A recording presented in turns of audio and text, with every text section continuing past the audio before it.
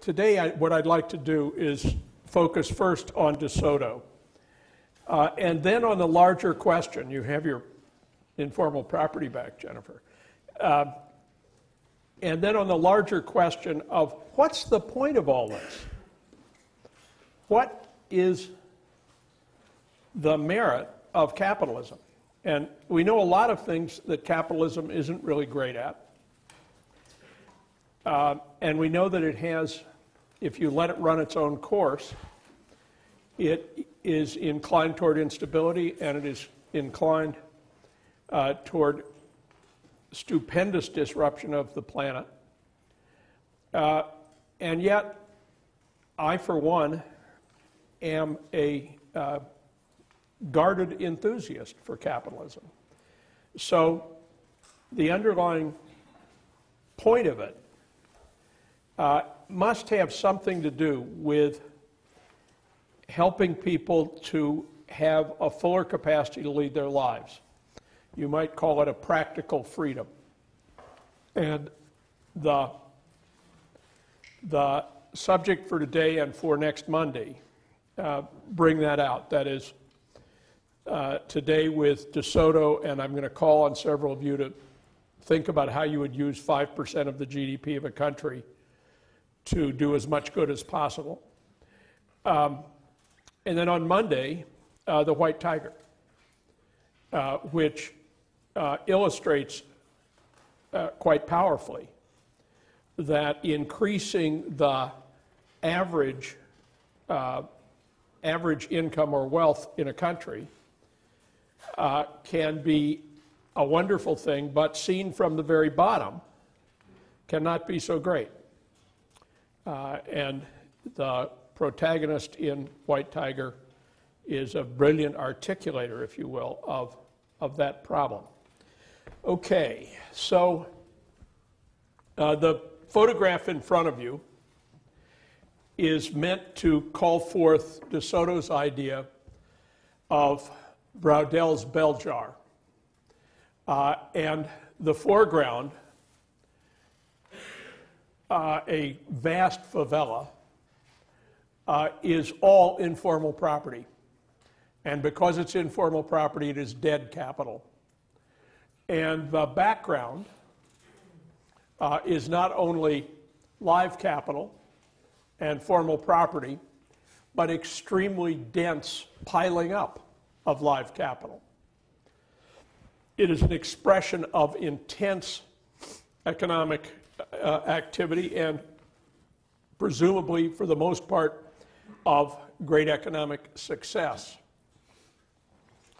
DeSoto on pages 160 and 161 has, first of all, he has some typeface there that is small enough that I can't read it.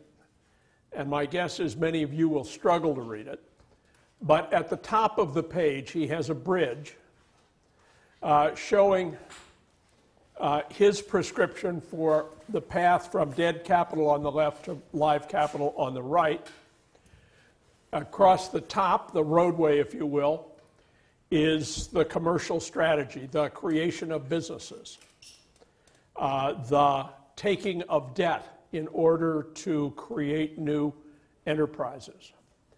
And then the process by which DeSoto and his disciples first map out the problem and then engage in a political and legal strategy to create the framework for formalized property all the way to the bottom of society, and then the operational strategies whereby that is implemented a neighborhood at a time, a favela at a time.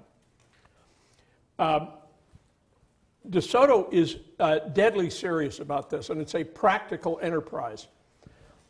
I'm going to Peru at the end of term to sit in on an attempt by DeSoto and his fellows to formalize a set of neighborhoods around a city. And I hope to write a business case that will be used in this course a year from now on that trip. Now, if you take the totality of DeSoto's book, the only thing worse than leaving informal property informal, from his point of view, is force-fitting a formalized system invented in a university onto an existing system of informal property. And I'd like to talk about that with you for a few minutes and give you a case from my own experience in an American setting.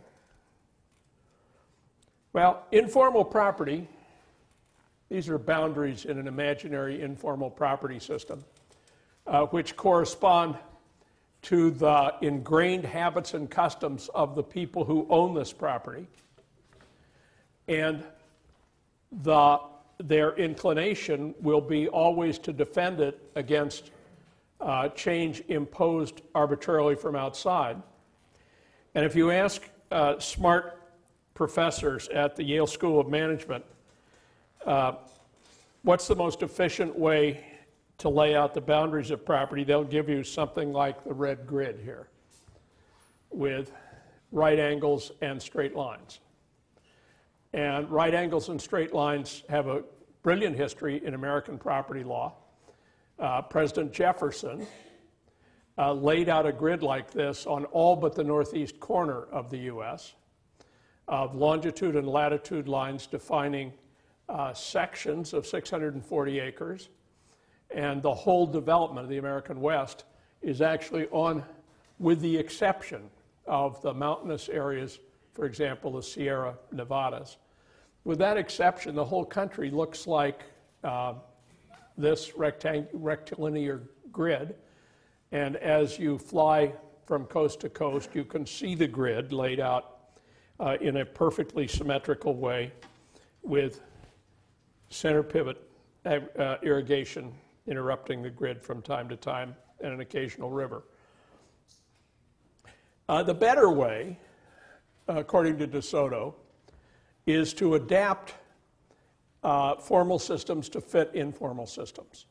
So to incrementally add the perimeter meets and bounds shown here, and ultimately to convert the old boundaries to new boundaries, the old boundaries being recognized only by people living within this little area, the new boundaries being recognized all the way up to the nation-state level, and in theory all the way up to the world level if people from another country are engaged in a property transaction. For example, if the owner of this land seeks to take debt from a bank in New York and the property is in Peru, the whole world system is involved in the formalization, and the obligation of the Peruvian government to honor a contract with an American bank would come into play.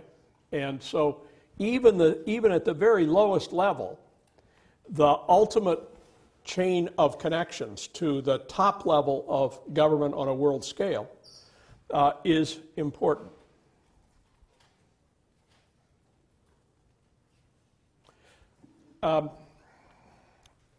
Nearly 20 years ago, a fellow named Kurt Schmoke, Yale class of about 1970, and sometime senior fellow of the Yale Corporation, was mayor of Baltimore. And I didn't actually have him as a student here, but I was working then on cities that had too much housing, and which I called undercrowded cities. If you read all the city planning books from that period, it's all about how do we handle all this new population that has to be housed.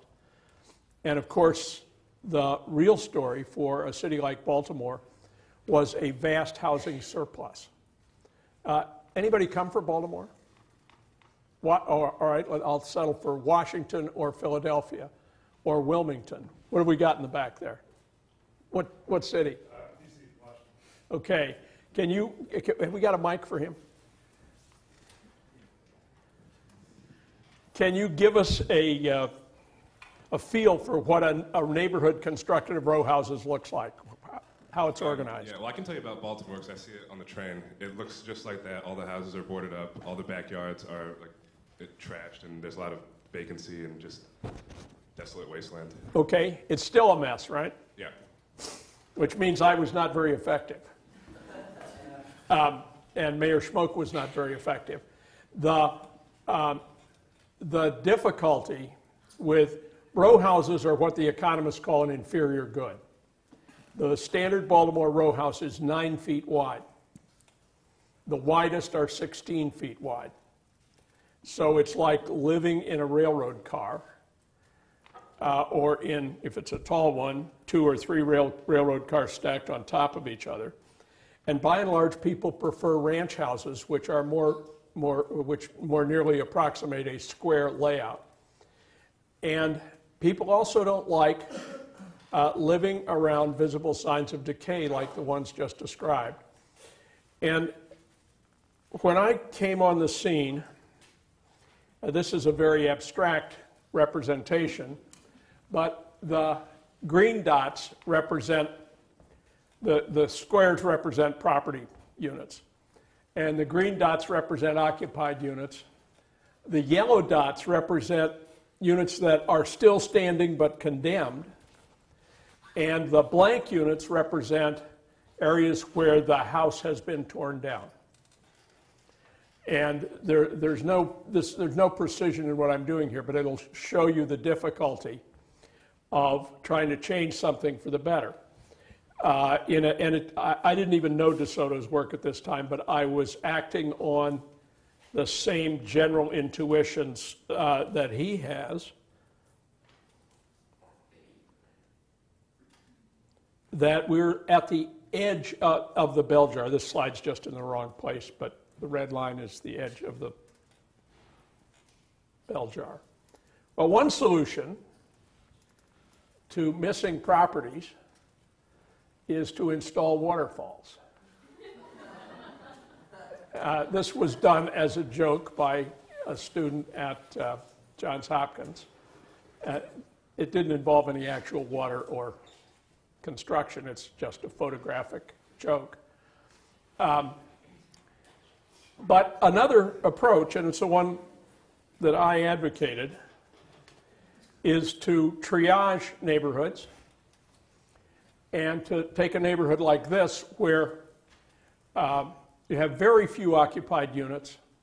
Most of what's there standing is condemned, and lots of vacant lots. And to say, let's find a way to use the wealth of people living here to improve conditions in a more promising adjacent neighborhood. So the first thought is that you take down the condemned houses in the unworkable area. And at the same time, you offer swaps where you buy for what it's worth, which is not a lot. You buy houses in the unworkable area from people, and part of their payment is clear title to a similar space in a more promising and nearby neighborhood. So there is we're creating a market here that has a barter element in it for land, and a small cash payment, and an effort to facilitate the financing of replacement housing. Let's see, how's this slide different?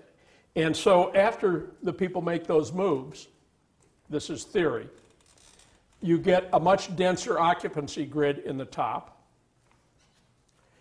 and you get some benefit from that. One benefit is that crime generally goes down. A neighborhood which is mostly vacant lots is an invitation to criminal activity. And the statistics on this area in Baltimore, and it had hundreds of areas like this one, the crime statistics are brutal. Another fact is that the administration of public services is wildly inefficient, where only a few houses in a neighborhood have trash to take away, where streets need to be plowed and cleaned, even when very few people use them, and where police services are stretched extremely thin.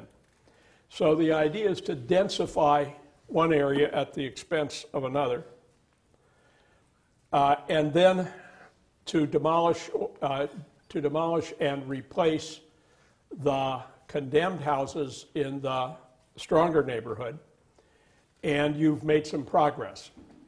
Well, the first thing that, what's the first objection that comes to mind?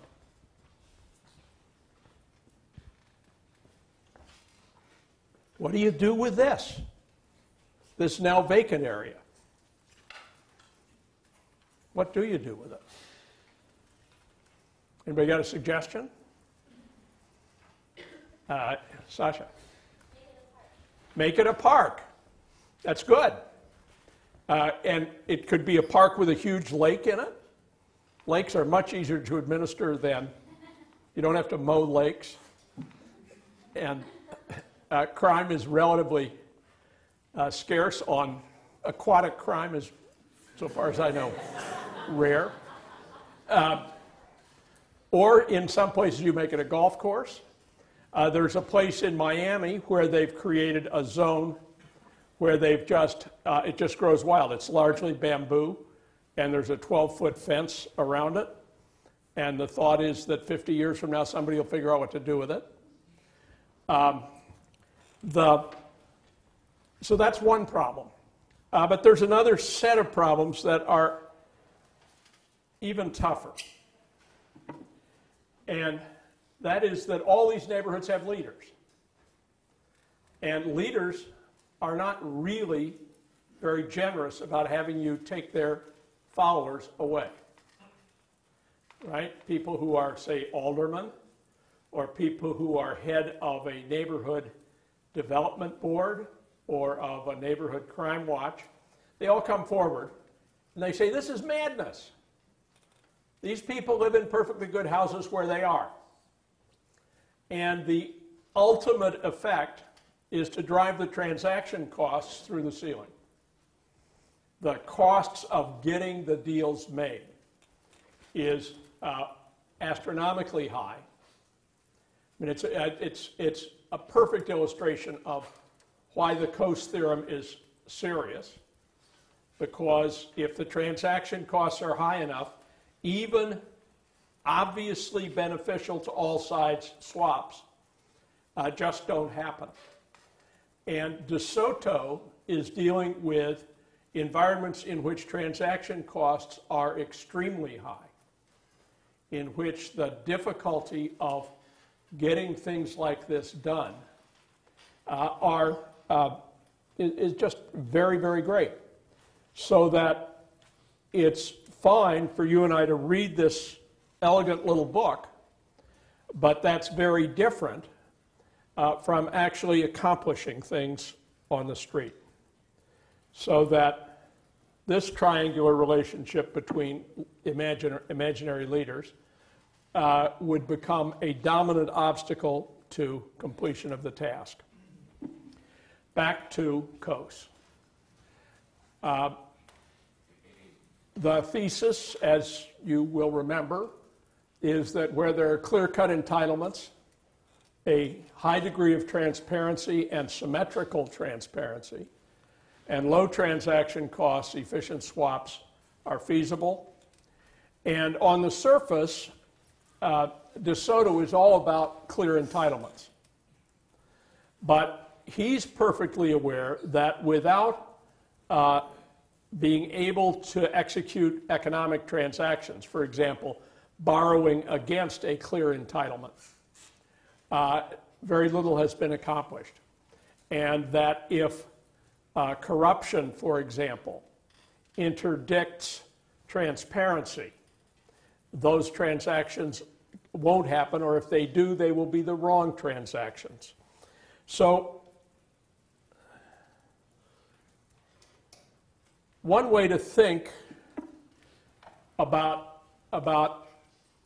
how to use DeSoto practically is to take the three conditions from this simplified version of the Coase theorem and put them in a table with relatively practical categories that you can deal with, and then look for ways in which, for example, education might impact transparency, and so on. Now what I want to do is proceed much less formally than this. The chart is kind of, it's a very rigid framework. It's not a bad framework, but it's a rigid one. Now, have some of you thought about how you'd spend 5% of the GDP of a country? Wave if you have. I've got 1, 2, more. 1, 2. No one in this section. 3.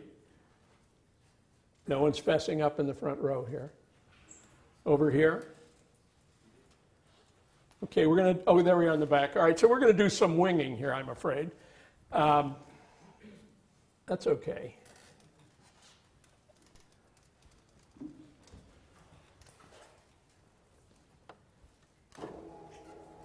Leslie, will you trade me places?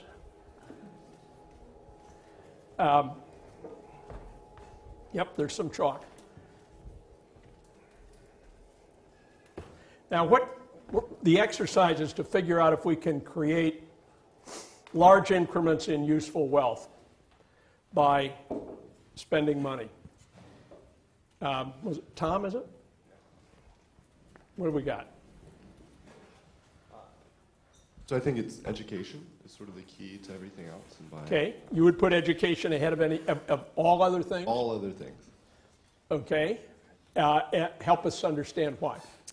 Because I think having human capital can increase your investment in everything else, but without that, you're not going to have the people that you need to build roads or expand property rights or all these other things that this sort of Okay, so education, a relatively well-educated populace is a necessary condition. Is that what you're saying? Absolutely. Okay. Are there any necessary conditions to a well-educated population? Well-educated teachers, I think. Okay, so we have to have well-educated teachers. Are there any other things we probably need? Yes? Just like basic supplies, food, running water, electricity. Food, running clean water, electricity, all the infrastructure. You buy that, Tom? Sure. Okay, so education was expensive to begin with, and now it's looking more expensive. So we're probably going to need more than 5% of GDP to get very far with that, but that's a good thing. Tal. The other problem with education is that unless the opportunity costs of the education for those workers are not extremely high, they're not going to go to school. The kids will end up trying to make as much money as they can to support their families. Okay, and perfect. So not end up actually educating. No, absolutely, spot on.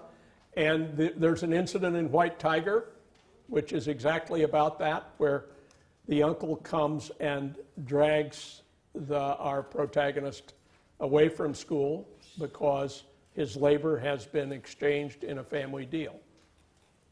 Yes, back. Let's just put a little lag in the conversation so the mics get there. There's also a cultural problem, like certain societies don't want females to go to school, so there's something deeper than just opportunity costs at work there that must be dealt with in other ways. Okay, I'm sure you're right. See, can you give a specific example? Well, I was watching a movie and it was about Indian societies in which women are not allowed to go to school, and The figure in the movie, the leading hero, was actually based on a real life figure who went into the village and convinced all these different families to let their children go to school because it would be better for them in the long run, but like not based on opportunity costs, but basically trying to change their cultural kind of closed. Okay, and what's behind this prohibition on educating women, do you suppose? I think it's partly to do with the males. So, It like, is? so I'll bet on that. Do you think? So, like, I know that in certain families as well, like, the female cannot be more educated than the male in marriages. It's a precept I certainly believe in. Yeah. So sometimes a family believes that if their females are too educated, then they won't be able to marry them off, or something like that. Okay, that's terrific. Thank you. Yes. You also need infrastructure in place and like laws and an economy in place for like what they're going to do after they go to school. So like in Cuba, they have fantastic education, but no opportunities for anyone like after that's finished. So for education to be effective, like you also have to invest in sort of like the next step. Okay. So for education to be effective, we have to have a next step. Yeah, is the Cuban example one you know well? I wouldn't say I know it well. That scares me. I don't want you to ask me a question I don't know. Well, can you, I mean, I've been to Cuba a couple of times, and I have a couple of Cuba stories that could fill in the blank, but how about you trying first? I tried to go to Cuba last year, but I didn't get a visa. So I don't know it as well as I would. They have, well, it has a lot to do with the like communist socialist model. There just aren't any like jobs, so like if you're educated as a lawyer, you just end up being like a taxi driver no matter what, so. Okay, good. I have a friend whom I met in Havana who was sort of top 5 among the fisheries scientists in Cuba, PhD in biology, and he kept giving the wrong advice. After the Russians pulled out in the so-called special period, the government wanted to double and double and double the harvest of shrimp, and there are limits on the ecosystem, and he kept saying, you can't do it, and finally they declared him unemployable, and the effect of that was that he became a taxi driver and trebled his income. It was still a very low income, but it was treble what he was making as a scientist. There were hands over here? Yes. Have we got a second mic working here anywhere? Okay. One of the downsides of education is brain drain. You put all your resources into educating people, but there are better opportunities in other countries for them to go work, make money, and stay there. So if you are going to put education as your main emphasis, you need to have some sort of incentive within your own country to have people remain. Okay. Tom, do you want to answer that? So I agree that's a problem, but I think it's maybe less of a problem than it first appears because of remittances, where even in cases of brain drain where people get well educated and go, to be doctors in America rather than in India, they're still going to send some percentage of that money home in the form of remittances, which can do a lot in itself to prop up an economy. Great. Toward the back. So I won't take all the credit for this. Richard has been convincing me by degrees as this goes on. I think you'd rather have 100% of that income in your country, and the way to get that would be through, for instance, creating pools of capital in your country through direct foreign investment, and then the way you would get that is through investments in infrastructure and security. Okay, so now we have veered a long way from education when we talk about direct foreign investment. Would you put that as a high priority? Yeah, higher than education, because I think that comes. But I think you need to be able to give people jobs and a livelihood before you can think about educating them. Okay, what do you think, Tom? So I think you're sort of endorsing the idea of offering your country up as to be colonialized, more or less, right? And saying that, well, the best thing that we can do to spur our own economic growth is to offer ourselves as an extractive nation, and we'll build the roads for people to come in and take out what they need. And I don't know if that's the solution for long-term economic growth. That's how I would read that interpretation. Richard. I think in the long run, in order to build sustainable growth in your country, if you're starting off where you don't have any of this infrastructure or educational facilities in place, you have to find some sort of competitive advantage. And at the initial standpoint, that's going to be your labor, that's going to be your resources, anything you can offer up that's going to attract investment to build out the rest of these different pillars of what you need in society. You can't just start off with, here's a school and we're going to educate people and they're going to keep all the value within society, they're going to capitalize on it. There's not an incentive base to really do that. So until you can actually move up the ladder of competitive advantage and development of your markets and education and quality of life, it's sort of putting the cart before the horse, in my opinion. Okay, now, what's fairly obvious in this conversation is that you've got to try to do more than one thing at once, right? If we just say education, full stop, or if we say foreign direct investment, full stop, we're not going to get it done.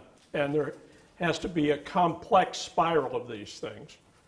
And this is why the book by Clark that we read is so unpersuasive on this point, because it takes one thing at a time and then says, well, that won't do it.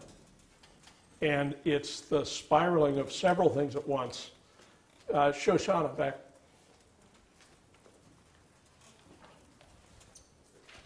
I think the problem goes back to the question at hand, because with 5% of the GDP, you really can't. You got to talk a little louder. I think the problem goes back to the question at hand, because you can't really do much with 5% of your GDP, so people are more likely to create this false dichotomy of options just because they have limited resources. Okay, so, but if this were a real exercise, and you had control over 5% of the GDP of Cuba or Peru or Nigeria, what would you do? You've got the 5%, what's the first thing you better figure out? I think you have to focus on getting basic resources and developing a basic structure. So you may have to forfeit your emphasis on education immediately. Okay, so, but what I'm driving at is that you would want to look at what's already happening in the right way, right? You'd want to say if there are 12 conditions we're worried about, you'd want to survey and figure out that there were 3 or 4 where you could ride somebody else's dollar, so to speak. And then you would figure out some crucial set of others that you would have to pay your attention to.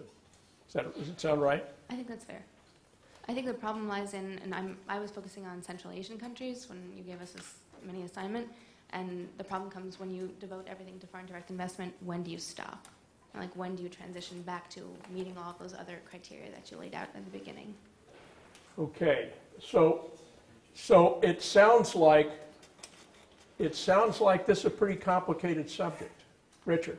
I apologize. I just wanted to clarify what our point was, which is by attracting foreign investment, the idea is that it's not mutually exclusive. So instead of taking a limited 5% of GDP and allocating it towards one aspect of society, if you can signal to the broader markets that you're an attractive investment place, you've now grown that pool of capital such that it can be invested through all the different aspects of what you need to build society, as opposed to cherry picking one over another.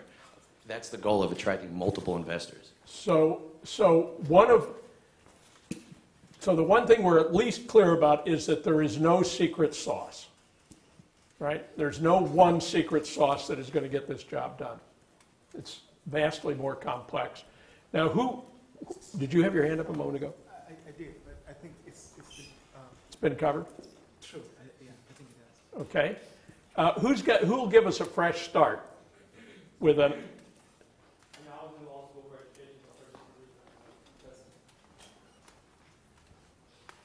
I was going to say that what DeSoto keeps emphasizing is the importance of political leadership. And what he forgets is that in many of these developing countries, the political leadership itself is very corrupt, and it's not within the leadership's best interest to move the society forward. So I thought that empowering education will give us better leaders that would follow DeSoto's ideas of transforming debt capital Okay, into life so capital. you and Tom are playing the same tune, more or less. Yeah. Same tune, slightly different rationale. Yeah.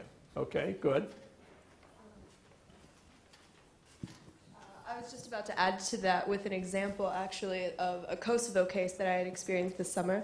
When I was in Kosovo, they had a hard time attracting leaders because most of them had fled as refugees in the '99 war. So the USAID program had invested, instead of this foreign direct investment project, I mean, there are projects in that as well, but a professional studies course that educates leaders, particularly in finance and investments and these sorts of things. So it's bringing the brain drain back, back into the country and investing in leaders instead of, and so then once they have an efficient leadership base, they can go out and do these things themselves. Did I just hear you say that MBA education is the most important thing in the world? Wouldn't that be nice? Thanks. Who would, why am I doing that? Who would start us with an entirely different starting point? Yes. Wait for the mic.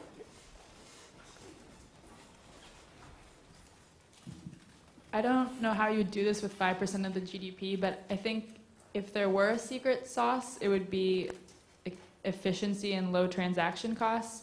This is coming from my experience in Latin America, which I've worked there and I've traveled there, and I don't even understand how they do business there ever because it's so inefficient. Down to little things, I know in Buenos Aires they don't have enough coins, but you can only pay with coins to ride the bus. But there's a shortage of coins, and so sometimes you just can't get on the bus because you have cash but you don't have coins. So little things like that. I don't know how you would, where you would even begin to invest to make those things more efficient, but I think the foreign direct investment and the competitive advantage all flow from that. You're not going to be a good candidate unless you have low transaction costs within the country. Okay.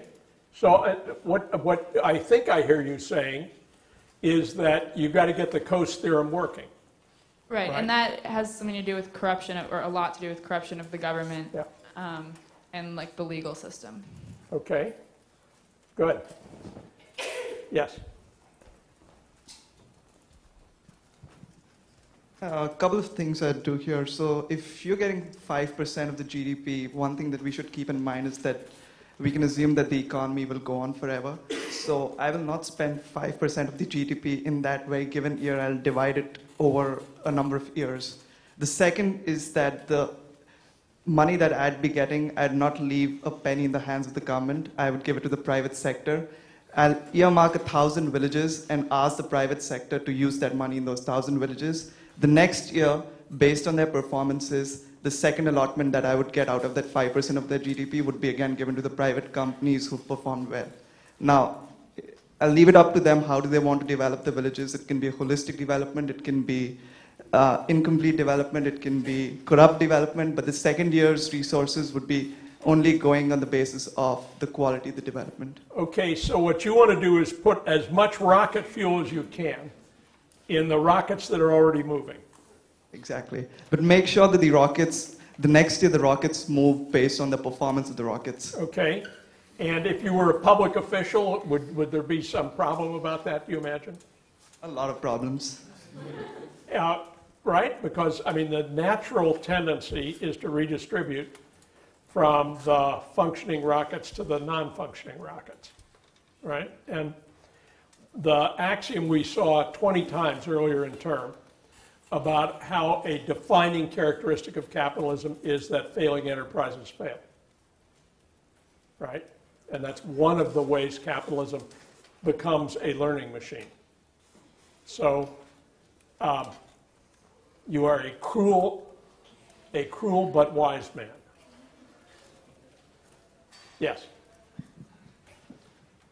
In many ways, this is, I guess, the sort of the opposite of the last comment, but you could also see some validity to the point of using that money to try to improve government capacity, in a sense, because as we've been discussing, the government is really a strong point for creating the stability needed for investment in other parts of the economy. So if there was some way to say, like use the money to increase the reach of the government into more rural regions of the country, or to like create secure borders, things like that. I think that could have a potentially positive effect, and it's sort of a more direct and centralized use of it. So it might be a little bit easier. Obviously, you run into problems with corruption in government, and that's minor, but. So that's a very plausible thought, right? Where you have a weak state which doesn't have the ability to actually enforce the law or to carry out policy in an effective way, say in rural areas. Think of Western China or large chunks of Afghanistan or nearly all of Somalia. Strengthening the state, if you've got the right incentives for the people who benefit directly from the increment of power. You've got to have the right people there with the right incentives, and if you have the wrong people with the wrong incentives, you're actually going to make things worse. Okay? Tal.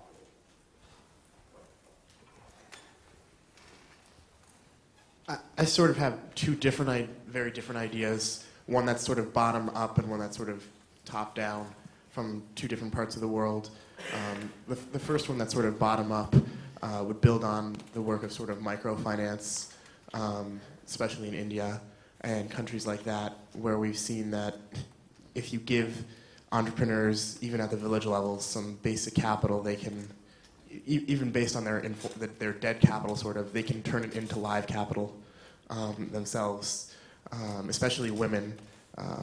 And if you focus on that, you can maybe build up sort of a local economy that's sustainable in its own right, and not just sort of at the whim of FDI. At the same time, to use a part of the world that I'm a little more familiar with, Israel. My parents are from Israel. I spent a good deal of time there. It was built up on the kibbutz system, a socialist system, and had many of the same problems of the former communist nations almost at first, and then transitioned into a much more capitalist, market-oriented economy, one that is arguably quite strong. And part of the way that was accomplished was, as much as it pains me to say, through state-sponsored enterprises, much in the way that China accomplished it, and in the sort of building up of basic utilities and infrastructure and the companies that serve the people's needs for those, and then sort of spread outwards, eventually turning that informal sort of communal property into individual property and live capital. Okay. Let's stop and take stock here for a minute. We've heard a dozen or 15 points of view, every single one of them intelligent. And no single one of them any major fraction of an answer. So there is some pattern of webbing together different strategies and of custom fitting those strategies to the circumstance of actual countries and actual cultures and actual governmental systems and actual infrastructure systems. We've said very little so far today about infrastructure, and arguably trains, planes, harbors, all that should be an important, at least late stage and very possibly middle stage element in a strategy. Next time, our text is the white tiger, and I would like to be able to call on you to bring forth the anecdotes from White Tiger, because we're going to use it as follows. The circumstances described in this brilliant novel are almost invariably circumstances that are destructive of wealth formation. And so think about the events which happen in the book, and then in class we're going to flip them on their heads, so to speak, and talk about what might be beneficial to the protagonist and more generally to village India and village Indians who come, in the language of the book, out of the darkness into the cities. And I'll show you a short film clip of a company called Selco, which is in the business of making off-grid electric lighting for village India.